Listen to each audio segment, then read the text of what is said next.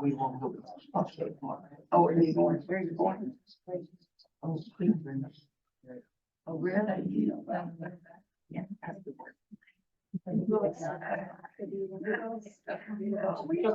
that's the word.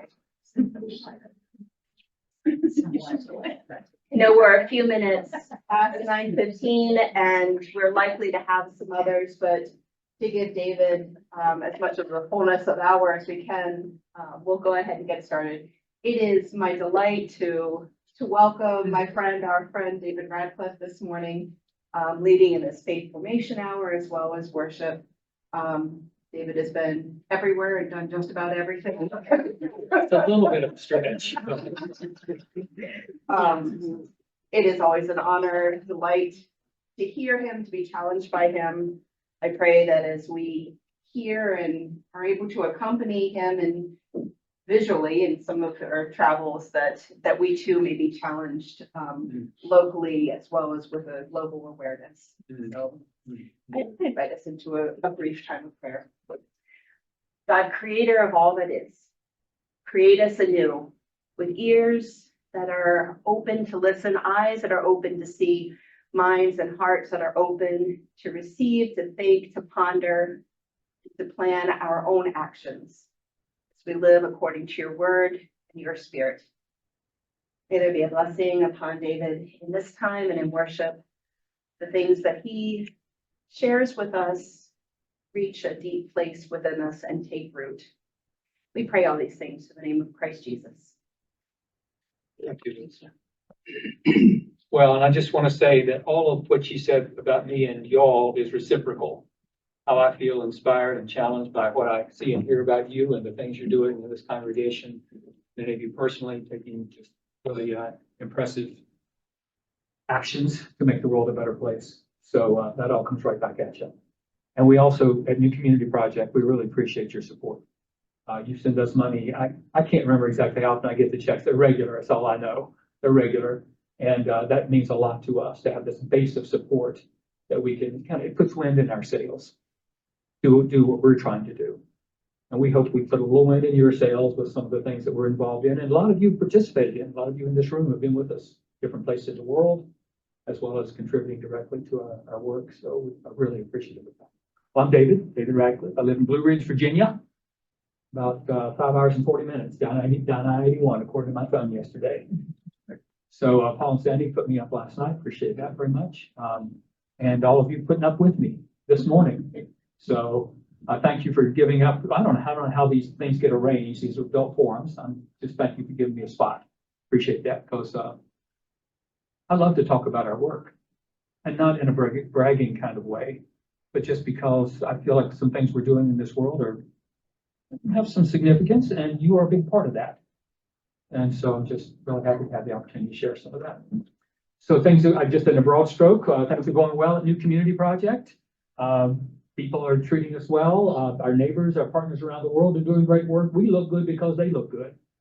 They're doing so much good work around the world, and so we fit into that. And then we have our sustainable centers, which if we have time, we'll get to talk a little about those this morning in Virginia, Harrisonburg, and Vermont, Starksboro. And they're also making us look really good. My buddy Pete up there, who's really kind of shy about taking credit for stuff, just got some award from Middlebury College. And if you know about Middlebury, they've got a reputation for being one of the most progressive environmental social justice groups around Middlebury College. And they gave him the award, the award in Vermont for the work that he's doing and kind of just the amazing things that are happening. And then they collaborate with us as well. So, hey, welcome. Come on. You got good seats right in front. You're so lucky. You are so lucky. Hey, Jim.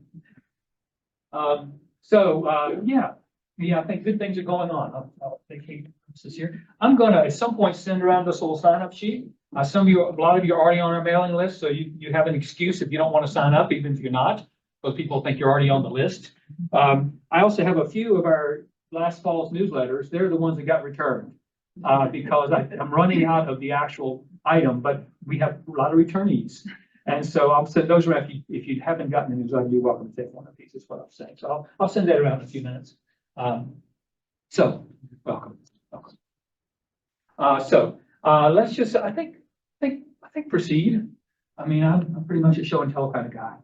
And so I think we'll just proceed. Some of you have been with us to Nepal. In fact, lights, camera, action. There's a glare on the screen. If you pull I those sure lights can. That's a down, great idea. And I was going to ask if the lights could go down too, or even off maybe. So thank you for saying that. We like the dark. Oh, beautiful, beautiful, beautiful. Thank you. Well, there's Everest. If you get a window seat on the left side of the plane, that's what you got to aim for in this situation. We go to a national park. Krista, since you've been there, we didn't do this when you were there. We did a nice trek, but we go to a national park called Chitwan National Park. I kind of threw this in because I knew there'd be some youth types here today, and I thought they might be particularly interested. But who's not interested in a monkey picture? I mean, monkeys come in all shapes and sizes. By the way, they discovered 20 new monkey species in the Amazon rainforest in Brazil in the last 20 years. Where have they been hiding? I mean, for one thing. But monkeys, they're crafty. They're very crafty. Anyway, so we see this is the langur monkey. Also had our first sighting of a sloth bear.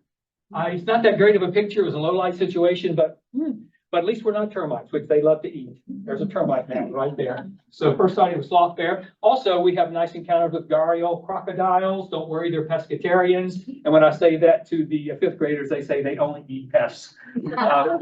There's a marsh mugger that would eat us. Crocodiles have an issue as well as many reptiles around the world. I guess whether they're eggs when they lay eggs as reptiles, whether they're going to be a male or a female when they hatch depends on the outside air temperature. The warmer it is, more likely to be a female. The cooler it is, more likely to be a male because we know guys are cool. Anyway, of course, the world's warming up. And so welcome, welcome. Come right in. Hello, hello. Seats in front, seats in front, seats in front.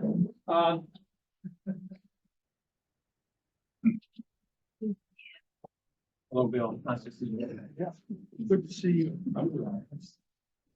Vacating your premises here a little bit. We're so glad to see you guys. Welcome, welcome.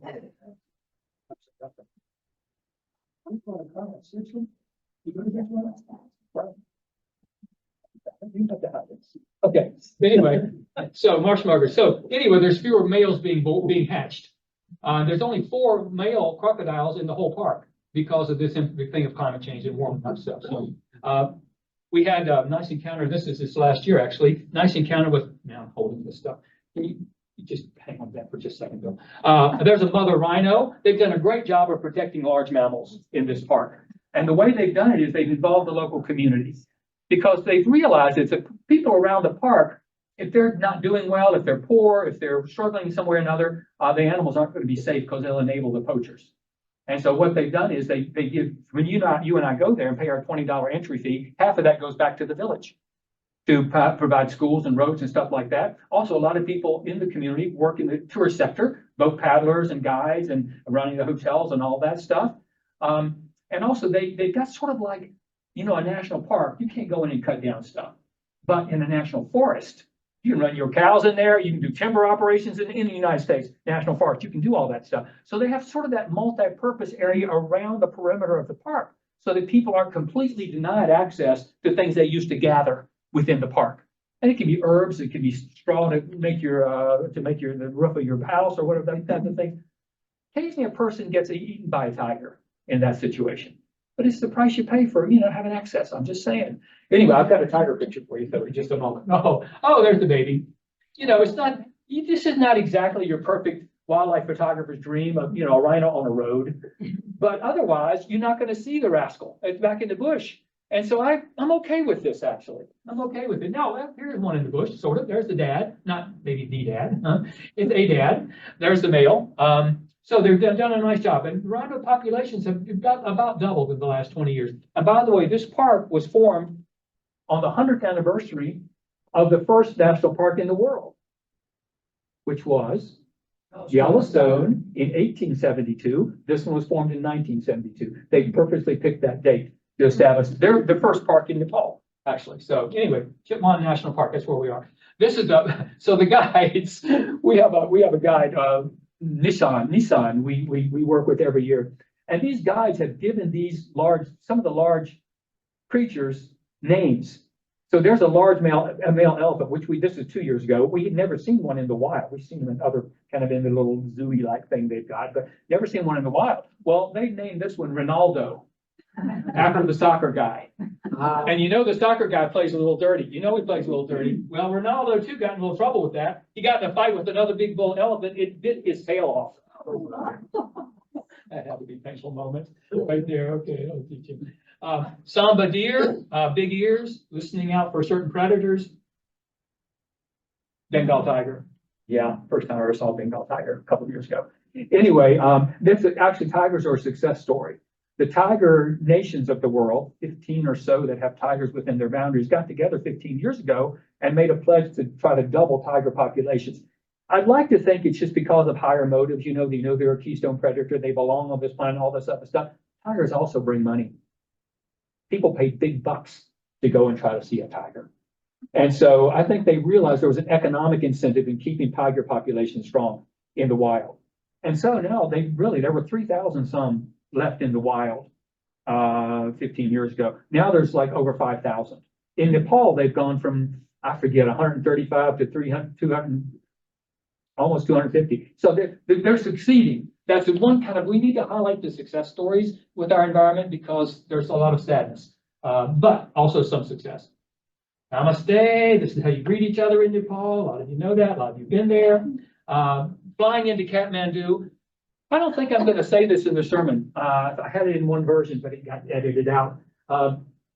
Every human being can think of taking 2.3 years off their life because of air pollution, on average. Now, you here in, ruralish Pennsylvania, it's probably not as bad. But Kathmandu, they say in South Asia, think about 5 years off your life because of air pollution.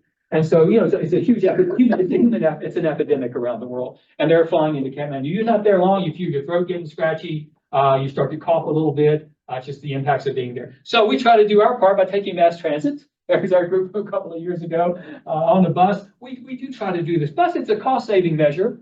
I mein, I'm managing trips, and I want us to not be so far in the red on these trips. And so we try to take the cheapest way to get around, but also just it also gives us a taste of what life is like for other people in this world.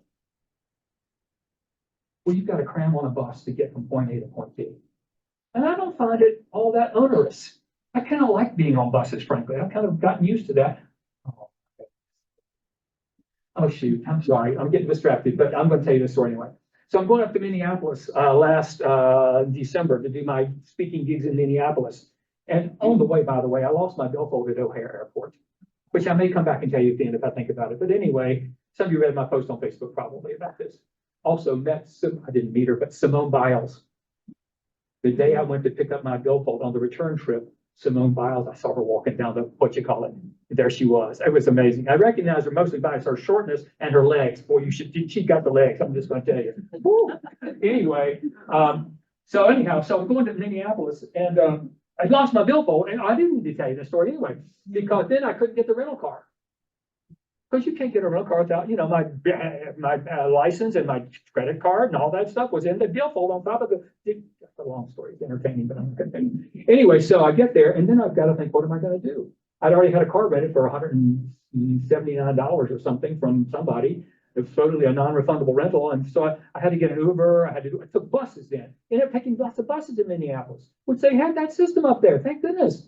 And I actually, when I called the rental car place, I thought they're never going to give me my money back. It was a non-refundable rental. I explained my situation to the woman, and who cannot believe you once you lost your billfold on the towel rack in O'Hare Airport? I mean, it had plausibility. It had plausibility. She canceled my rental, gave me a refund. I saved half of the money by taking the buses and the Ubers that I would have spent with the rental car. So next time, let that be a lesson to me. Let that be a lesson to me. All right. So a lot of poverty in Nepal around, as well as around South Asia, but also in Nepal, a lot of street kids that are begging, a lot of malnutrition, a lot of water uncleanness around the world. I guess, is it 1 million children a year die, I think, from unclean water? I mean, it's still a predicament, a deadly predicament. And some of you in this room, that was Dave and Pat I was talking to before the class started, actually. That's not in here. She migrated with this. She has to go with Dave's class. Anyway, we know how that works. But anyhow, they had sickness in Africa. I mean, a lot of it comes from water as well. So there's a guy, this is also to show you, I think, the level of the poverty. There's a guy fishing something out of the stream. I have no idea what he's putting in that little brown bag. Oh, there's the little, there's the little brown bag. I have no idea what he's putting in there, but it's something of value. And just the desperation of people around the world, just to make a go of it. Then you've got the guys, families actually working in the gravel mines. It's the dry season. That's what's left of the river up there. In the wet season, this is full of water, but in the dry season, they come and mine the gravel. And they're carrying up out of this quarry, 70 kilos. That's me plus 20. These guys are carrying up out of that gravel mine. And, you know, they're making $1 a day. They say they do a lot of drinking. I don't mean Diet Coke, to dull the pain. So for that reason and others, every day from Nepal, you've got 1,500 or more young men, especially, but we'll talk about young women in a few minutes, but a lot of young men going to other countries to work. It's, you know, they send back, I did the math on this for poverty class I'm teaching, but I can't remember if I got this exactly right. But I think Nepali migrants going abroad and sending money back home send 3 times the money back to Nepal of foreign aid coming into Nepal. In other words, they're the largest source of foreign aid. These young men leaving their families. I talked to one guy on the plane coming in the other week. He said, yeah, I'm home for 2 months. I haven't been home for 2 years. And that's the economics of desperation, I call it, where people doing what they've got to do to survive because the only options they got in Nepal are carrying the things up out of the gravel pit. And you start them young, child workers. 1 out of 10 kids in Nepal is a child worker. There's 170 million child workers around the world still. Mostly in agriculture, but also in other kinds of jobs like this one, where this kid's sewing the beadery on a sari, a South Asian shawl, you know, and there's a woman in the background. She goes out and recruits these child workers to come and work at the carpet factory. That's not really a factory, it's a shop, but you know, the carpet shop. So, yeah. Pooja, she and her mother were carrying these bricks up the hill all day long. She's 13 years old. They told us that between them, they earn 75 cents. I always ask the price of a chicken. Because we might be thinking things are cheap in Nepal. 75 cents go a long way. Well, a chicken in the market in Kathmandu is $7. You probably get one at the Giant for that. I don't know. But, you know, things are expensive. So people just not eating a lot of meat. And then trafficking, human trafficking. When we first started going to Nepal, back when you went with us, they were telling us 10 to 12,000 women and girls a year get trafficked into the sex trade out of Nepal every year. And the reasons are many. You can think of promises of jobs, promises of education. Some guy pretends to love a woman, marries her, takes her to India on the honeymoon, leaves her in the brothel, and comes home with a pocket full of cash. When I'm with a bunch of high school kids or college young women, I say, read the fine print. Yeah. Now, they say the number has gone up to 30,000. Why? The new kid on the block, social media. Now they don't need a recruiter coming to their village to say, hey, here's the deal I got for you. Here's some money from your parents, for your parents. No, she can read about, a young woman can read about this. And you know, in Nepal, where they say to be born a daughter is a lost life, what's your incentive for staying around? Especially in the rural areas, especially lower ethnic groups, lower castes. They're just feeling like, oh, I got nothing going here. And may end up getting married off early. Why not just head on? And so it looks too good to be true, and it is. It is too good to be true. So these girls end up in bondage in the sex trade. I can't show you. This is one of the hostels that we visit. There are 15 girls living there when we were there. I can't show you their faces for security and privacy purposes, but I kind of like this picture actually. So in this particular, so what they do, so our partner, Shakti Samuha, again, some of you met them. They were all, well, the founders had all been trafficked themselves as young women. And they got rescued, which doesn't happen all that often. But they came back to Nepal and nobody knew what to do with them. I mean, they didn't have any treatment, you might say, therapy, counseling, recuperation, education, any of these things. So they started the organization. They called it Shakti Samuha, which translates power group. They said, we turned our tears into power. Yeah, that's who we work with. Been working with them for about 10 years now.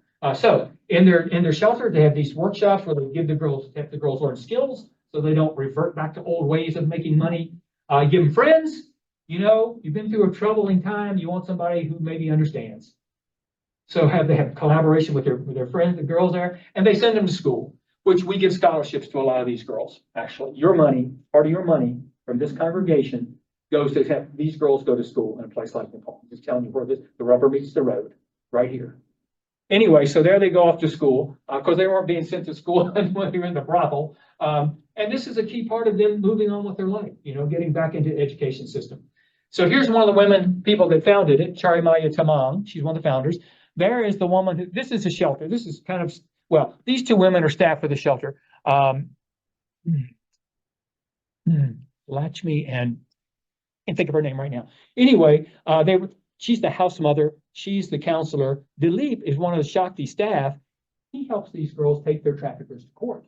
By the way, Charimaya, 20 years ago, was the first woman who'd been trafficked to successfully prosecute the person who trafficked her. First person in Nepal. In fact, she got an award from Hillary Clinton, not just for that, but for also being a founding member of Shakti and the chairperson. There's a picture on the wall at Shakti office. Hillary Clinton is not taller than many people. She's taller than Charimaya. And there's a picture of Hillary, didn't meet Hillary, and there's Charimaya with a photo of her getting the trafficking award of some kind at some point, some years ago, 15 years ago, maybe. Anyway, so Dilip in the back, the lawyer, helps these girls take their traffickers to court, including this young girl that we met this year. This is just from January. We were just there. And she's 8. They traffic these girls as young as 8. And if they're not growing up fast enough, they inject them with a growth hormone like we would a cow to make them mature more quickly. So, but of course, the people being prosecuted don't like this. And they come back and harass these girls, want to grab them again if they can, if they can do that. And the problem was they didn't have a wall around their shelter. By the way, you probably helped with this now that I'm thinking about it. They had the earthquake there. 2014, 15, something like that, maybe in 2015. Anyway, they had the earthquake, which knocked down their previous shelter, which they'd been renting.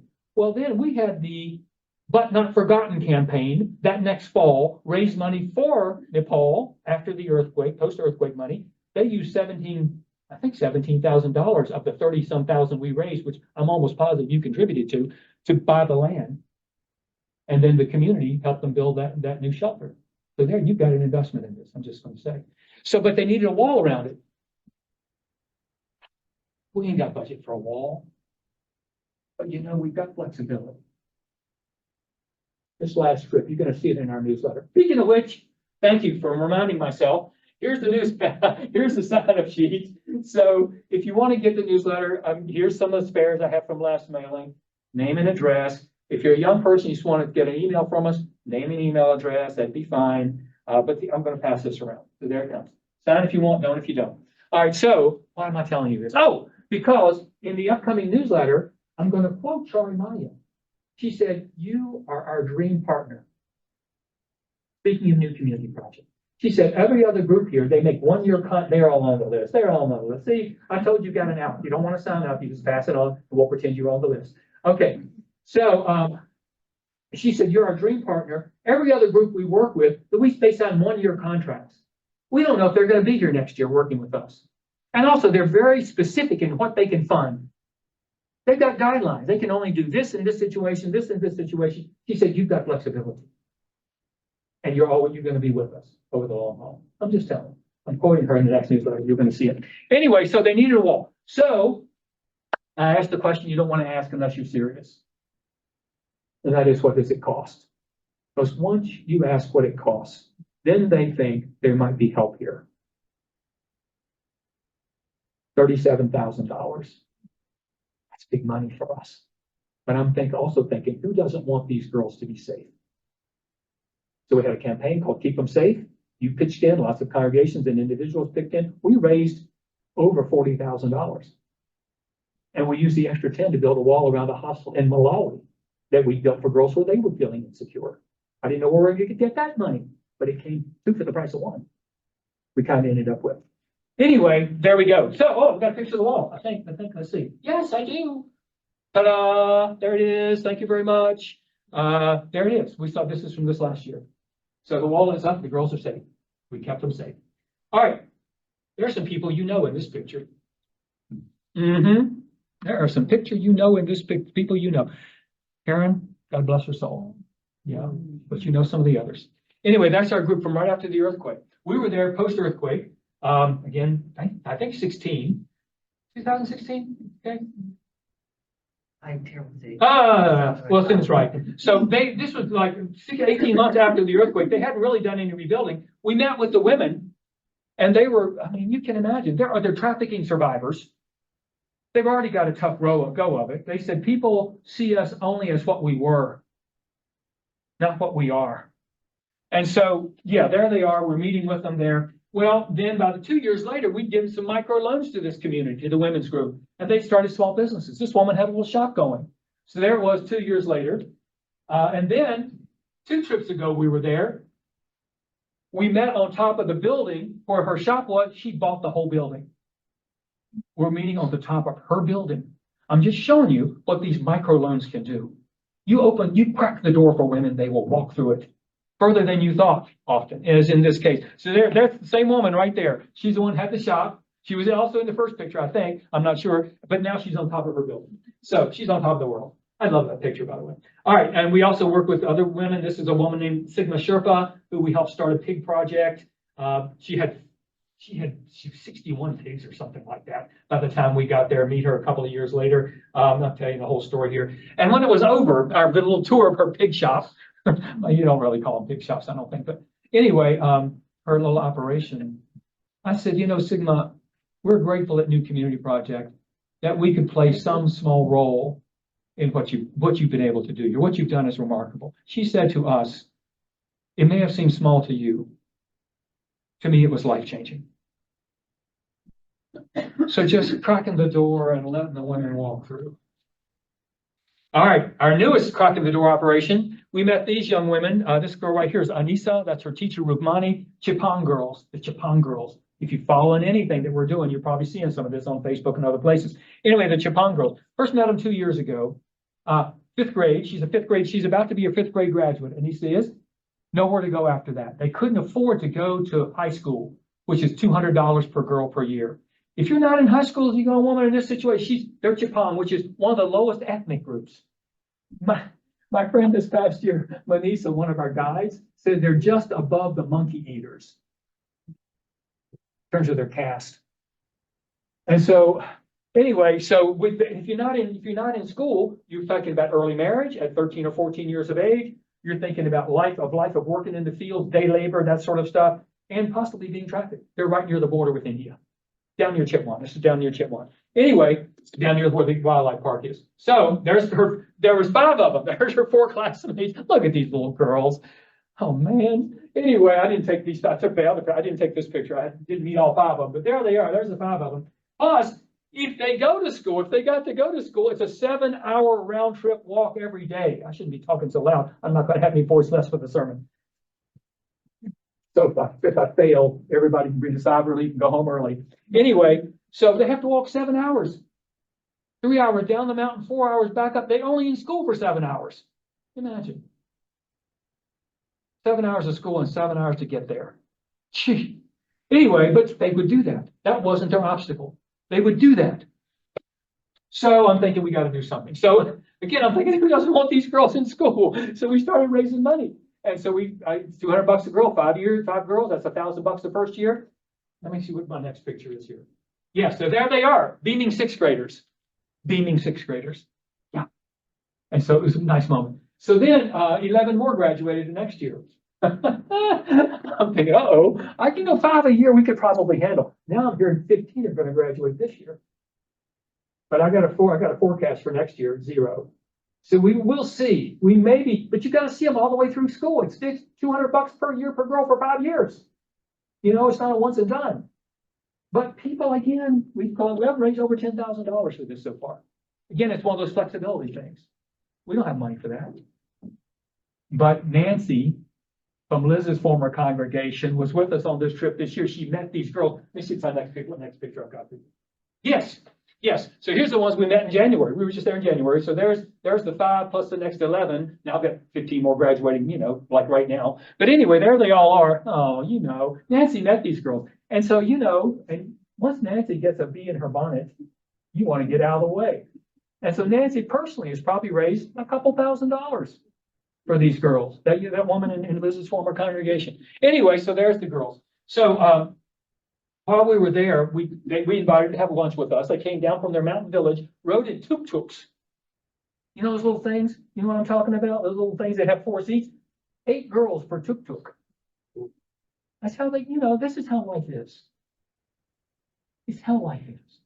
Anyway, but we also gave them food. And they said, they talked to Manisa again, the Nepali woman who's guiding us. They said, we've never had rice this good. I didn't know there were qualities of rice, frankly. That's my ignorance. But around the world, they're picky about their rice. And they only got the lumpy stuff in their village. And then there were different vegetables up there on the buffet line. They said, which one can we take? They had no idea. They could take more than one vegetable. They had 3 servings. All went back 3 times. Well, during the time this is not I didn't take a picture indoors, but when we were talking to them indoors in a circle, we said, what do you want to do with your life? What dreams do you have for a career? Well, none of them had an idea. And Manisha, again, talked to them during lunch and said, why didn't you share something you want to do? They said, we don't know any woman who's gone past 5th grade and done anything but field work. They had no dream.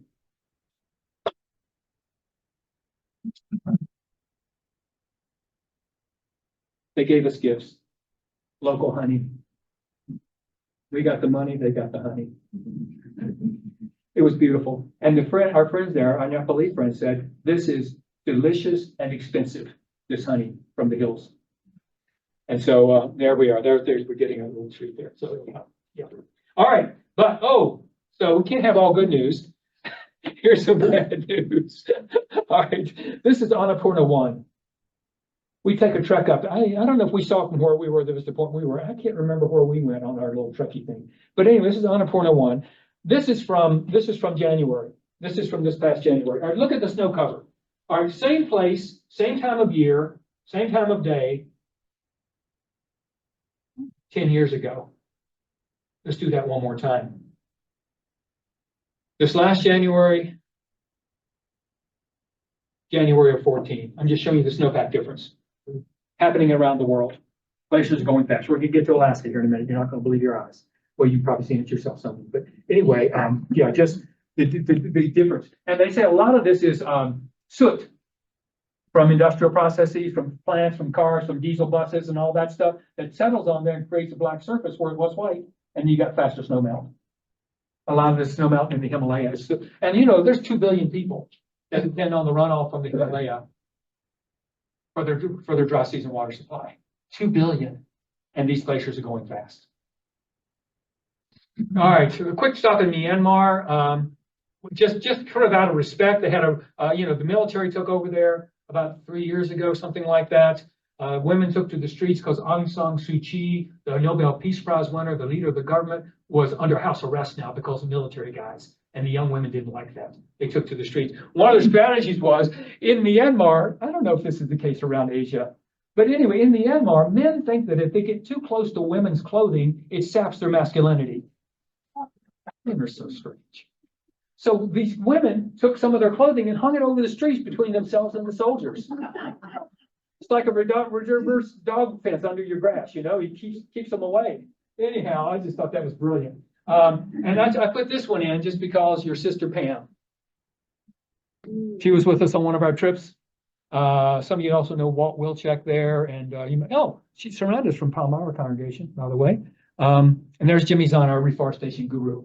So we just have been we've finally been able to send some grants over since the military took over. Jimmy's getting some money for reforestation. He's also, he's getting support. He and his wife housed some girls in their house to go on to school.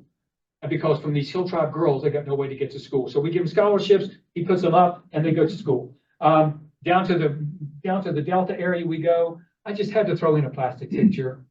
If we don't figure out plastic, it's going to figure us out. Really, things we are doing. But down to the Delta we go, where we're treated like long lost relatives by the women's groups there. We've been working with these women for, 12 years, maybe something like that. And so we're working with them, give microloan projects. And so they're starting businesses. And we just were able to send since the coup 3 years ago, we just started our first grant. Because our partners with the Baptist church over there, they couldn't make it to the villages to distribute the money or to kind of monitor the projects and stuff like that because of travel limitations. And so now they're a little bit back in gear. And so we sent, I don't know, $5,000 or something like that over a couple of months ago down to these women and some other women in some other parts. And it's partly to help them keep their daughters in school. They couldn't afford for their daughters to go to school. These girls end up in the sweatshops making our clothes, 30, 40 cents an hour if they don't have some other option. So going to school gives them other options. Anyway, so that's a mother and a daughter, keep their daughters in school. And bye-bye Myanmar. Hello, where are we going next? I forget. Oh, Alaska. Okay, so some of you have been with us to Alaska. There's Denali, highest mountain in North America. There's the place we camp, Savage River Campground, about 15 miles into the park. And this is from last summer. Some of you know one of the people in this picture. So there's one of the Zavaka's Davis family there, Davidson family.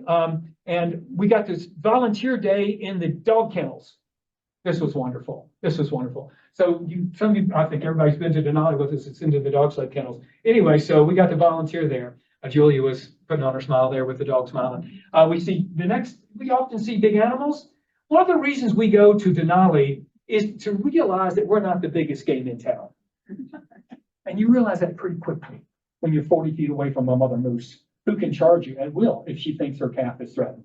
Or not to mention the grizzlies. So yeah, that's one of the reasons we go there. You get water in your ears. You get moss on your snout. Yeah. So we go there to see the big stuff. There's our group from last summer. There's Greg. I can recognize him there, and a whole panoply of people going back through the crowd there, taking a hike. We hike up this one mountain every year called Mount Margaret. And for the first time 3 years ago, we saw permafrost melting. So I'm going to get to the environmental impacts in Alaska. Permafrost is thawing around the world. I've been hiking this mountain for 20 years. I knew this was new. That's one advantage to keep doing things. You repeating the system. You go back to the same villages in Myanmar, you go back to the same mountains in Alaska, and you get the sequence of events. And so I knew this hadn't happened before. So the permafrost thawing, and as the permafrost thaws, not only, maybe you heard that report on National Public Radio last week about all the houses shifting. They're built on what they thought was solid ground. And now the permafrost thawing, and you got the leaning towers. Well, it's not that simple, for Alaska people. Anyway, but you also get a lot of release of methane and CO2 as the permafrost thaws, which makes climate change worse. We always see a big bull caribou on top of the mountain. It's like we're on their day planner. I don't really get it. But anyhow, there's big bull, but they're having problems. They're up there for various reasons that we could talk about, but we're not going to go into it. But one of the things is they're grazing on the lichen, the moss on the ground. That's their main food source. They eat this during the wintertime. Of course, there's snow on the ground in the wintertime. They use the front part of their antler to push the snow aside, like snow shovel, to get down through to the lichen. Well, now the rangers tell us it's not staying below freezing all winter long in Alaska. You get a freeze-thaw cycle going on, which creates a crust on top of the snow. And the lichen, the caribou having a hard time getting down to the lichen that they need to survive. So we just don't have a clue about what the thing we are doing to the rest of God's creation that's causing problems for it. So here's Exit Glacier. Most of you have been to Alaska, been to Exit Glacier with us. There it is. So there it is right there currently. 1926, it was right here.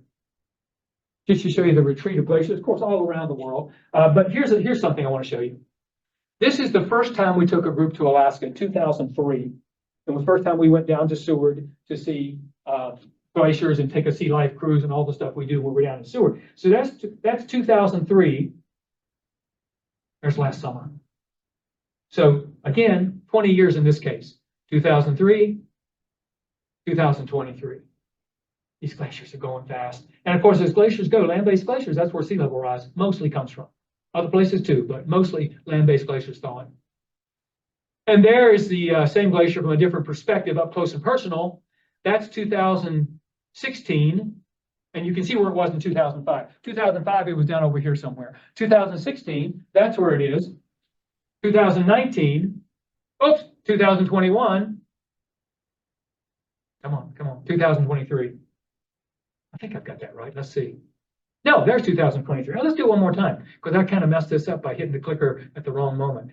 I think there's 16, 19, 21, 23. There we go. So there you see it. So, it's, when people see these pictures, it makes an impact on them.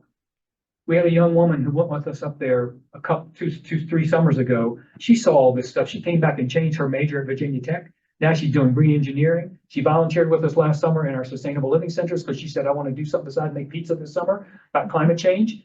And then she also, this summer, she's working, her name's Anna. This summer, she's working with a big wind turbine, interning with a wind turbine group here in the US someplace. I don't know where. All right, so bye-bye Alaska. Seriously, bye-bye Alaska. If you want to see it, get there. That's all I got to say. It's changing before our eyes. I didn't show you. I think I showed you the last time I was here, the tree line moving northward. They say the tundra is going to be a thing of the past. It's warming up so much the trees are marching northward, taking over the tundra. Which How much faster is it? I mean, it's getting warmer like 2 or 3 times faster. Yes, it is. Yes. Alaska's warming at about, I think they've warmed, many parts of Alaska have warmed 7 to 8 degrees Fahrenheit in the last 25 years. And the rest of us, 1.5 or 2 or something like that. Yeah. So Alaska's warming first and worst. All right. Where are we going next? Okay. Well, it's hard to get a bad picture of a zebra, I find, even if they're not cooperating. This is giraffe picture here. By the way, giraffes are endangered, poaching, their population is down 40%. Anyway, but they eat the acacia trees. Well, the acacia trees aren't crazy about this. And so the acacia trees have learned over time to put something like cyanide, does that even sound good, into their sap if the giraffe are coming to munch on them. They put up their defenses. In fact, they warned the other acacia trees downwind from them. They emit a kind of a pheromone, ethylene, into the air to warn the trees down that the giraffe are in town, get your sap up, get your cyanide up. Well, the giraffe have figured that out. Now they go upwind and do their grazing. I mean, it's a war. It's a jungle out there. It's a jungle. All right, South Sudan. We've been in South Sudan since 2007 doing some work. There's a school you probably helped us build in our If We Build It campaign. Now 700 girls are attending there. There are some of them, I call this one 8th graders with attitude. Mm-hmm. Yeah. We also provide sanitary materials, hygienic materials for these girls. Scholarships, of course, too. But also a big chunk of our grant goes for sanitary products every year because these girls, they got to have that to succeed in school. They got to have these items to succeed in school. Otherwise, they start getting behind. We also, this is part of the school operation. You can see mosquito nets there, a few of them. Not everybody has mosquito nets. So we try to provide in our grant mosquito nets for these girls because they're telling us 7 or 8 girls were getting malaria every week and having to go, well, first you sleep it off at the place there. And then if it gets worse, you have to go to the hospital in town, which is a couple of miles away. Imagine doing that with malaria. Anyhow, they wanted a clinic built on their site. We're stretched. We already give $100,000 to South Sudan every year, and we just didn't have the money for a clinic on their site. I put that out on a wish list that I sent around to our Women's Justice Network. A woman in no. I did put out the wishes, but this is secondary to that.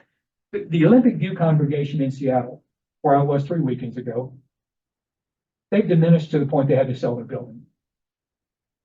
And they then gave 10% of all the proceeds from that sale to their friends around the country and maybe around the world. They sent us money, $10,000, as the proceeds of selling their building. Now they're meeting in a retirement home that they built some years ago, and it worked out very nicely. I was there.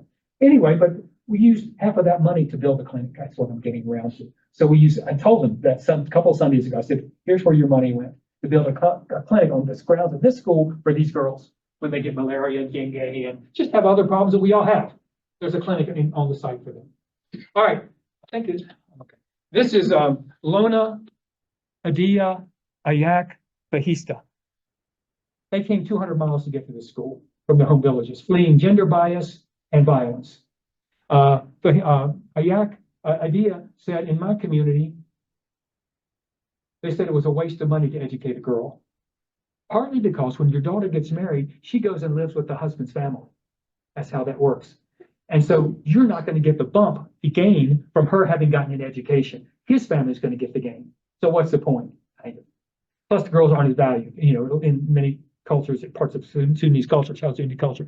And this woman, Ayak, said, in my community, there was so much militia violence, people were dying like houseflies. Fahista said, in my village, our parents would hide us under the bed when the militias came near.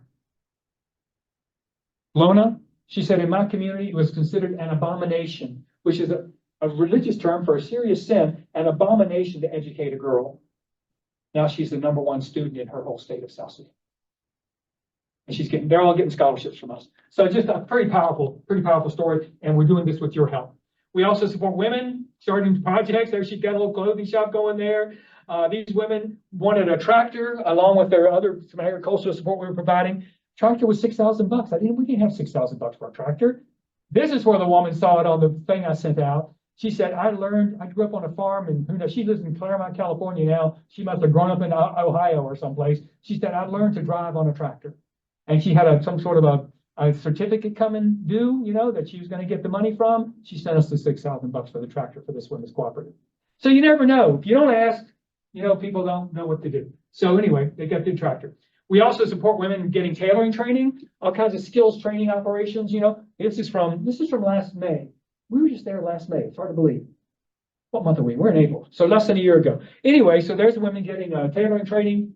We also are providing $75 for each woman as half of the cost of a new machine when she graduates. It's $150. So we put in 75, she puts in 75. Then she can ply her trade, so to speak. Yeah. So, and here's the also beautician training workshop. We provide the trainers, the training materials and all that stuff. There the women are getting trained to be beauticians. And here are the trainers. The one on the right is called Marika. I said to her, why are you doing this? You're helping these women get a start in life, and you're empowering them and all that stuff. I was expecting some answer like that. That's why I'm doing all this. She said no. She said, I get to look pretty and I make money. I think what she said. So anyhow, I have no idea at the time. Somebody's going to have to be our monitor. Liz or somebody, can you give me like a 5-minute warning or something at some point? That'll be helpful because I'm clueless.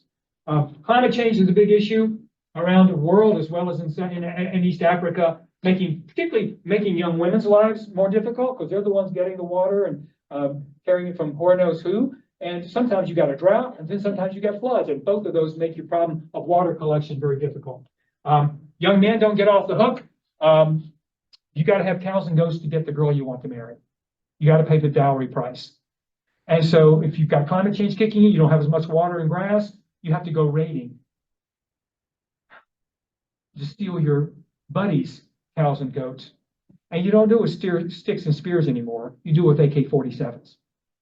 The book, Tropic of Chaos, opens with the story of a Turkana herdsboy being killed by another Turkana herdsboy. And the question that the author presents is this because of climate change? Because the first boy didn't have a way to have the cows and goats he needed to get the girl he wanted. So just all kinds of repercussions. Then I already mentioned flooding. This is the Nile River, runs right by the communities where we work, and this is what happens. So you got both the drought and you got the flooding. The drought and the flooding cause displacement, internally displaced camps all across the region, including South Sudan, and disease vector spread. I just read the other day, I can't believe this is really true, but I think this is the fact. Every year, mosquitoes' range expands by 10 miles. The mosquitoes carrying dengue and malaria. It expands by 10 miles. So these things, they're becoming farther and wider. And soon they'll be knocking at the southern borders of the United States, which would serve us justly, if you ask me. I mean, we're the ones causing climate change, not these people. But yet they're the ones suffering often from it. And of course, food insecurity. I think since 2000, the year 2000, global food production has gone down by 20% due to climate change. And so, we're getting more people and less food production. That's not a winning equation. And so what people do in many parts of Africa is turn to firewood production, or charcoal production. So that's how you make charcoal. You cut down a tree, you chop it up, you stack it up, you set it on fire, you cover it with soil, let it slow bake, and then you've got charcoal, which you sell out by the road there. And of course, you can imagine the deforestation. And here's the factoid. For a family of 4 or 5 in countries in Africa where we visit, to have enough charcoal to earn enough money to feed their families because they can't produce food anymore, it takes 2 acres of trees every month. Imagine the deforestation. 2 acres of tree every month to provide enough charcoal, to provide enough money, to provide enough food for your family in a climate situation. So we are planting trees. You know, we do this. Our If a Tree Falls program and our underlying 2 million tree campaign. There's one of the nurseries we support in South Sudan. There's another one. We are the leading reforestation agent in this whole region of South Sudan. I say we, it's these people doing the work. Again, our partners do the good work and we get the credit. But we're the leading reforestation agency in this whole part. We're going to plant probably 80,000 trees in this sector of South Sudan. And I'm shocked. In some ways, it's gratifying. On the other hand, it's discouraging. If a puny group like us is the one doing most of the reforestation, that's a problem. The government has I don't know, a billion tree campaign, but they haven't gotten started yet. And they set the goal 5 years ago or something like that. Anyway, so that's what we're doing. Oh, we are going to get to our sustainable living centers. Okay, cool. So there's our site in Virginia, Harrisonburg, Virginia. There's our director, Tom Benevento, who I'll refer to during the sermon. This is Samuel Lusito from Kenya. We're getting, the Mennonites have something called International Voluntary Service or something like that. And they not only send people from their congregations here abroad, they bring people from abroad here, which I thought was an interesting concept. I mean, we got the Germans coming over joining BDS, we all know that, but that's not exactly the same situation. And so they bring the people from their partner congregations in Africa and other places. We currently have a woman from Indonesia, and we're getting a woman from Zambia later this summer through the Mennonite Voluntary Service. Anyway, there's a congregational visit to our site a couple of years ago, and there's Tom on the right, and yeah. We get college kids involved. I'll talk some about that during the sermon. We also do stream restoration. You know, streams, I've seen, on the drive over here this morning, you see streams that are just going through cattle pastures with no riparian buffers. It's difficult. It makes it tough for the Chesapeake Bay. Let's just put it that way. And for everything living in the stream. Anyway, so there's before and there's after. Riparian buffer going in. This is our site. So we got a site about 6-7 miles west of Harrisonburg where we're doing this stuff. So we get gardening projects. We have a whole program. We have a whole staff dedicated to gardening projects at schools and composting projects at schools. And they grow food for the families of these children, as well as for the schools themselves. So we have that going on in Harrisonburg. In Vermont and in Harrisonburg, of course, we promote bicycles, as you all know. And then we pretty much built a greenway in Harrisonburg. I said we pretty much because we didn't pay for it all, but we raised the money for it.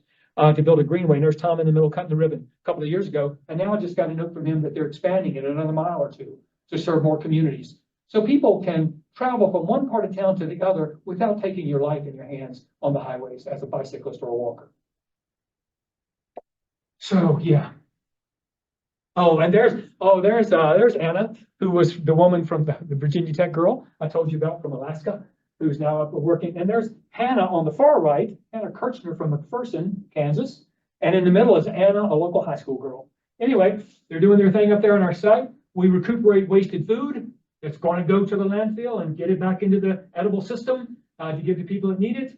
And if you go up there to visit us in Vermont, you get to live in a yurt. You have a wood stove in your space and a private bath.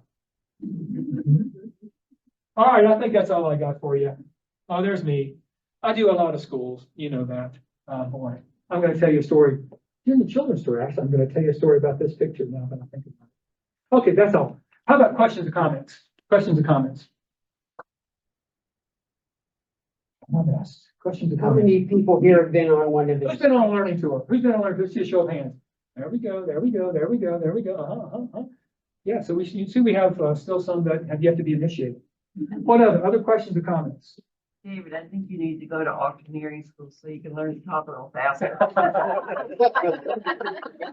Well, they say the leaf cutter ants in the Amazon can move their jaws 1,000 times a second. That's my goal. I've also brought T-shirts today, some of our NCP T-shirts. Usually they're $10 for the short sleeve and 15 for the long, but $10 for any of them if you want this morning. They're kind of segmented on the long sleeve on the right, short sleeve on the left. I think we got sizes, in size, small, medium, large, whatever. So if you want to look at those, you can. Any other questions or comments? Anyone? I'm sorry for talking too fast, but we have a lot of ground to cover. Yeah. Well, thank you all very much. See you over there.